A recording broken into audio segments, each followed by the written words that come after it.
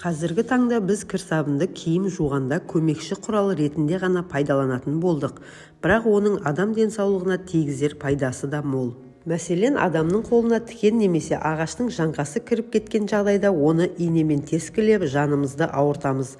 Осындайда кір сабынды жылы суға езіп, дәкеге қалыңдау етіп жағып, тікен кірген жерге таңып қойсаңыз, 1 сағаттың ішінде тікен өзінен өзі сыртқа шығады. Егер шашыңыз қалың әрі ұзын болғанын қаласаңыз, онда мамандар шашыңызды кір сабынмен жууға кеңес береді. Сусабынды пайдаланып болған соң артынша басты кір сабынмен жуу керек.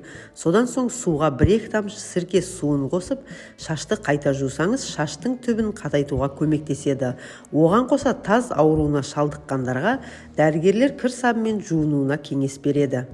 Бетті аптасына 1 рет кір сабынмен жуып тұрсаңыз, ол беттің тері қабатына терең сіңіп, бетті майланудан сақтайды. Кір сабынмен жуғаннан кейін артынан балаларға арналған крем жағуды ұмытпаңыз. Моншаға түсуді ұнататындарға кеңес. Буға түсерде сыпырғыны кір сабын салынған суға батырып қолданса, теріңіз тазарып қана қоймай, денеңіз сергіп қалады.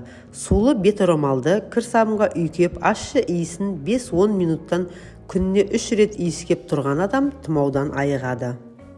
Іріңдеген жараларға сықпа майын жаға бергеннен кір сабынның көмегін пайдаланған да пайдалы. Ол үшін кір сабынды ірі үккіштен өткізіп, табаға ені 1 см етіп жаймалап салыңыз.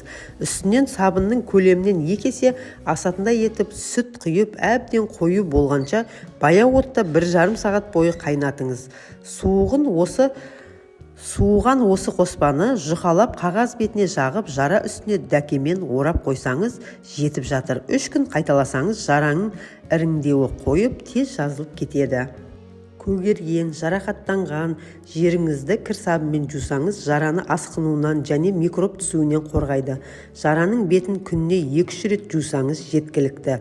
Күйіп қалған жараға суға немесе отқа күйгенде сабынды езіп жақсаңыз, ісікті қайтарып, ауырғанын басады. Дәрі-дәрмектен, улы заттардан абайсызда уланғанда немесе сәбилер металл заттарды жұтып қойғанда аздап сабын суын ішкізіп ауруханаға жеткізуден бұрын шұғыл алдын алу шарасын жүргізуге болады. Оны қолдануға көңіл бөлетін тұстар әсте көп мөлшерде ішкізе беруге болмайды. Таза сабынды жұқа жапырақтап турап, қайнаған жылы суға ертеді. Сосын ересек адамдарға 300-500 мл, ал балаларға 100-200 мл ішкізсеңіз, улы зат құсықпен бірге түседі және металл заттардың асқазанды зақымдауынан сақтана тұруға болады.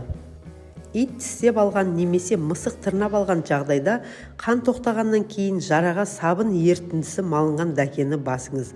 Дәрігерлер кір сабынмен жууды міндетті түрде ұсынады.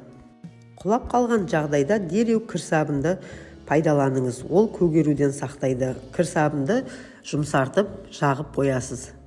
Ер адамдар қырынғаннан кейін тері тітіркенсе, кір сабынмен сабындап қоюға болады. Көпіршік кебуін күтіп, кепкеннен кейін сумен шайыңыз.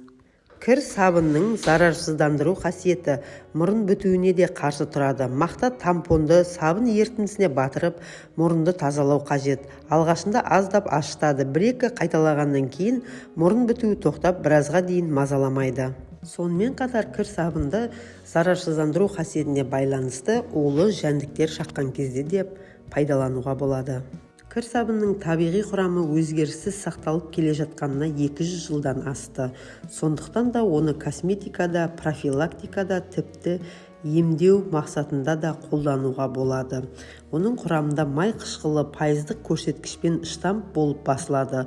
Бұл сан қаншалықты көп болса, тазарту қасиеті де басым деген сөз. Кір сабынның микробиологиялық антисептикалық қасиетке ие екенін білдіңіз. Видеоның соңына дейін көргеніңізге рахмет. Деніңіз сау болсын. Видео ұнаса тіркеліп лайк басуды ұмытпаңыз.